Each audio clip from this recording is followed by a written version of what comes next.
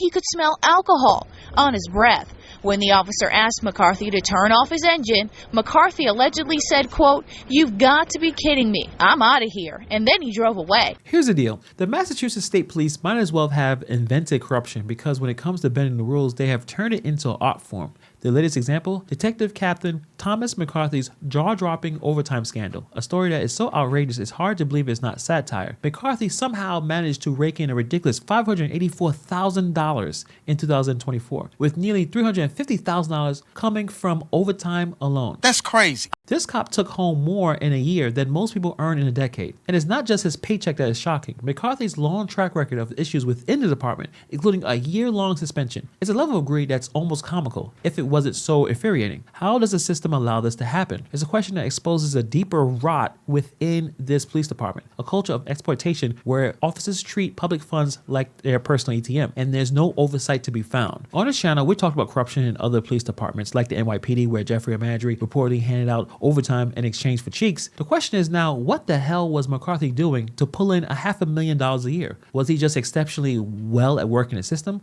or there's something more sinister beneath the surface? McCarthy has a long history of screwing up. In fact, this high-ranking officer has a history of disciplinary action. Back in 2011, McCarthy was suspended for a year without pay after being arrested for failing to stop for local police while off duty. Massachusetts state trooper suspended indefinitely for something that happened while he was off duty. Police in Saugus pulling over that state trooper, finding open bottles of beer in his unmarked cruiser, but that police captain not given a breathalyzer. It all started at this house on Seville Street in Saugus late Saturday night. State police say one of their own, Captain Thomas McCarthy, got into a fight with his girlfriend there. Fast forward 20 minutes later, McCarthy was pulled over in an unmarked cruiser for crossing the yellow line near the center of town. In his arrest report, Saugus patrolman James Scott noticed that McCarthy smelled of alcohol and said something like, "Are you kidding me?" before he took off down Route 1. He did not stop. He was pursued. He ended up traveling on Route 1 for a short distance and ultimately pulled into a parking lot. That's right. The guy whose whole job revolves around making people stop somehow couldn't follow his own professional script. Maybe he was off duty from common sense as well. According to Patrolman Scott's report, in the cruiser were 2 unopened cans of beer, and empty was in the back, and McCarthy's service gun. All of it confiscated by state police, but no blood alcohol test was given. Then the stunner. McCarthy was supposed to be in Lynn Court this morning. He didn't show. His lawyer did. What kind of a deal is this? The guy gets arrested and takes off for Florida? You gave the court documents saying he was in rehab in Florida. Whatever I did at sidebar, the judge impounded. This is an individual who made a conscious decision not to show up when he should be there. He shouldn't be treated any differently than anyone else, and I believe that the court system will do due diligence when it comes to Captain McCarthy. And if that was enough, he forfeited a month's pay back in 2005 due to another undisclosed disciplinary action. Yet, somehow, this man remains on the payroll, earning enough to make Wall Street execs jealous. How does this even happen? Honestly, it's like this police department is running a contest for the most creative ways to be corrupt. The bulk of McCarthy's overtime earnings reportedly came from an assignment at the Boston Logan International Airport, where ongoing construction projects created a seamlessly endless supply of overtime opportunities. And let's not gloss over this. Sure, overtime is a part of the job, but $350,000? That's enough overtime that most people see in a decade. Who's signing off on these hours? Does McCarthy have his own personal rubber stamp, or has oversight simply taken a permanent vacation? What's next? Is he secretly RoboCop working 24/7 without a break? Maybe he's some kind of super cop that never sleeps. Or maybe the Massachusetts State Police has perfected the art of turning a blind eye while their officers milk the system dry. This scandal is just not related to McCarthy himself. In 2018, nearly 50 troopers were caught red-handed in a massive overtime fraud scheme. The setup was laughably simple. Show up late, leave early, and still pocket the full pay. Troopers are accused of being paid hundreds of hours in overtime without actually working those shifts.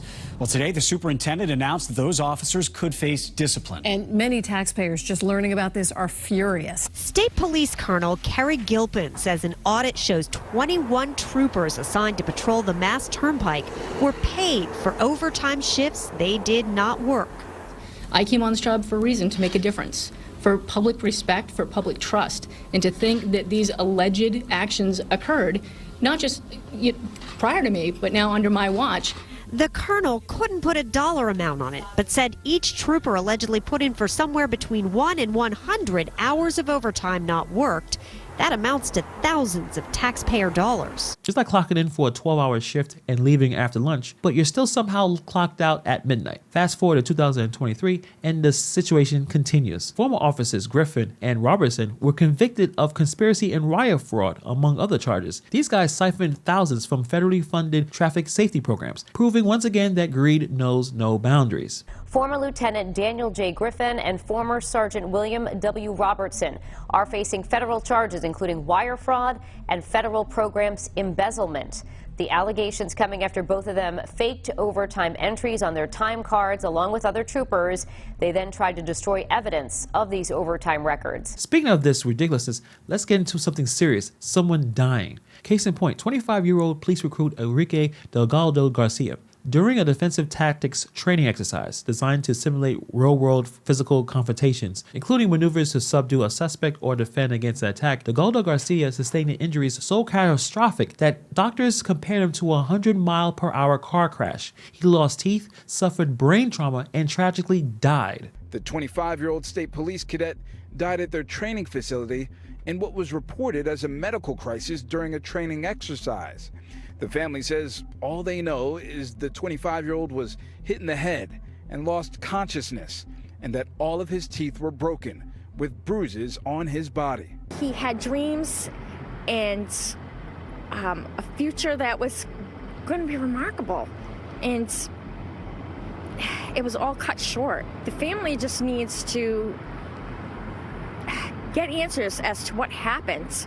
It was his dream to become a Mass State Trooper, but obviously not under these circumstances. His death was so alarming that the DA brought in an independent agency to investigate. Even with this death, it couldn't shake the toxic culture within the Massachusetts State Police Department. Then there's this trooper by the name of Michael Proctor, who had managed to drag the department's reputation further into the mud. Proctor, the lead investigator into the Karen Reed trial, was suspended without pay for sending ridiculously vile text messages about Reed. These messages were read out loud in court, making Proctor the poster child for unprofessionalism. Then 5051 changes gears, and he writes, "She hot at least," correct?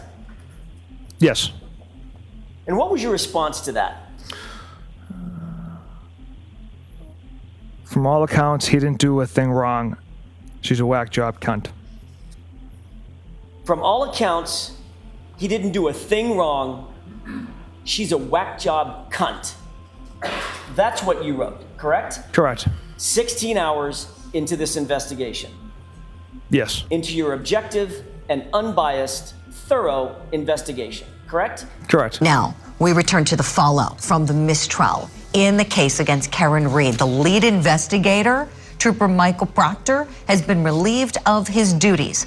Following the jury's decision, So when you think about public trust, it's shattered. The department's credibility, non-existent. The ripple effect of these scandals have left Massachusetts residents questioning whether their tax dollars are funding public safety or financing a morally bankrupt bureaucracy. And if you thought McCarthy was the only one taking a lot of overtime, you're mistaken. 4 other officers also cracked the top 10 overtime earnings in 2024. Lieutenant James Klump, pocketing nearly $300,000.